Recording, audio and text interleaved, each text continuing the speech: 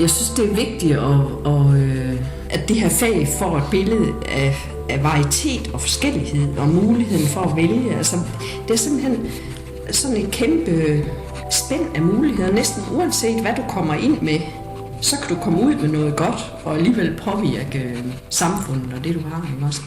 Og det er jo det, der gør det, jeg er så ærgerlig over, at der ikke er flere kvinder i faget. Ikke også?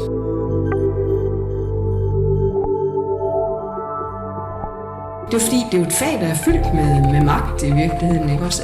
Eller påvirkning. Og der er masser af mulighed for at bruge, hvis man har nogle gode sociale kompetencer, for eksempel. Fordi måske i virkeligheden det, der gør, at jeg er noget særligt i faget.